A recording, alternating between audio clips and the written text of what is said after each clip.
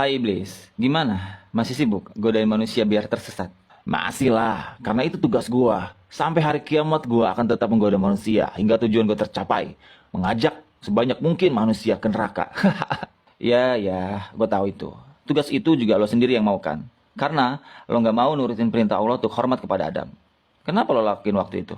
Ya, karena memang gua merasa lebih baik daripada Adam. Sampai kapanpun gua nggak rela Adam diistimewakan. Sebenarnya Allah mau ngasih ampunan lo ke lo melalui perantara doa Nabi Musa waktu itu kan. Dan itu lo yang minta loh. Lo minta tolong Nabi Musa untuk doain lo kan. Tapi kenapa lo lagi-lagi nggak mau nurutin perintah atau syarat yang diberikan Allah kepada lo? Lo pikir aja syarat atau perintahnya gua disuruh sujud di makamnya Nabi Adam. Jelas gua nolak lah. Dengerin nih, waktu Nabi Adam hidup aja gua nggak mau sujud, apalagi ketika dia udah meninggal. Jelas gua nolak persyaratan atau perintah itu. Tapi kan itu perintah Allah. Gak ada urusan, pokoknya gue lebih mulia dari Nabi Adam dan manusia. Ya, terserah lo deh. Susah juga ya nasihatin makhluk sombong kayak lo, iblis. Ah, udahlah, jangan banyak basa-basi. Lo tahu kan, gue iblis adalah musuh yang nyata buat lu, buat seluruh manusia. Jadi intinya, lo mau apa dari gue di podcast gak jelas ini? Oke. Gue to the point deh. Gue mau denger cerita lo yang datang ke rumah Rasulullah secara terpaksa. Gue tahu lo tuh makhluk pendusta, tapi waktu lo datang ke rumah Rasulullah, lo jawab semua pertanyaan Rasulullah dengan jujur. Karena kalau waktu itu lo jawab pertanyaan Rasulullah dengan berbohong, satu saja, maka Allah akan jadikan lo debu yang ditiup angin. Ya kan? Dan kalau itu terjadi, cita-cita lo yang ingin mengajak manusia ke neraka akan sia-sia. Ingat, gue tahu ceritanya, dan jika lo jawab bohong di podcast gue ini, gue yang bakal lurusin. Lo udah tahu ceritanya, kenapa nggak cerita langsung aja di podcast gak jelas ini? Ya kalau gua doang yang cerita yang gak seru. Makanya gua tambahin karakter lo di sini, di podcast ini, biar seru. Oke lah. Lo denger baik-baik ini ya. Karena gua nggak bakal ulang ceritanya. Waktu itu gua terpaksa datang ke rumah Rasulullah. Dan itu bukan kehendak gua. Seorang malaikat utusan Allah datang ke gua dan berkata, beritahu Muhammad tentang caramu menggoda manusia. Jawablah dengan jujur semua pertanyaannya. Andai kau berdusta satu kali saja, maka Allah akan jadikan dirimu debu yang ditiup angin. Terpaksa deh.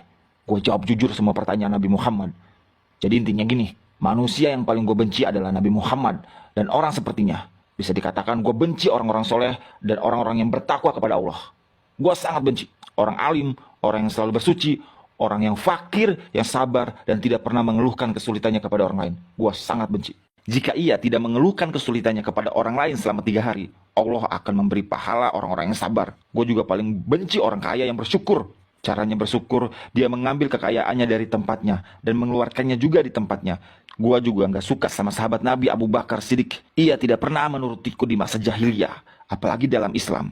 Gue juga paling takut sama sahabat Nabi yang namanya Umar bin Khattab. Demi Allah, setiap bertemu dengannya aku pasti kabur. Dan sahabat Nabi Utsman bin Affan, aku malu kepada orang yang malaikat pun malu kepadanya. Dan sahabat Nabi Ali bin Abu Thalib, aku berharap darinya agar kepalaku selamat dan berharap ia melepaskanku dan aku melepaskannya. Tetapi ia tak akan mau melakukan itu. Gue juga merasa panas dan gemetar jika ada seorang muslim yang melakukan sholat. Karena setiap seorang hamba bersujud satu kali kepada Allah, Allah mengangkatnya 1 derajat. Gue juga gak suka kepada umat Rasulullah yang berpuasa. Karena tubuh gue terasa terikat hingga ia berbuka. Dan gue seperti orang gila ketika melihat umat Rasulullah berhaji. Gue merasa meleleh laksana timah di atas api jika mendengar ada umat Rasulullah membaca Al-Quran. Dan jika ada yang bersedekah, seakan-akan tubuhku terbelah menjadi 2 dengan gergaji. Karena orang yang bersedekah ada 4 keuntungan baginya, yaitu keberkahan dalam hartanya, hidupnya disukai, sedekah itu kelak akan menjadi hijab antara dirinya dengan api neraka, dan segala macam musibah akan terhalau darinya.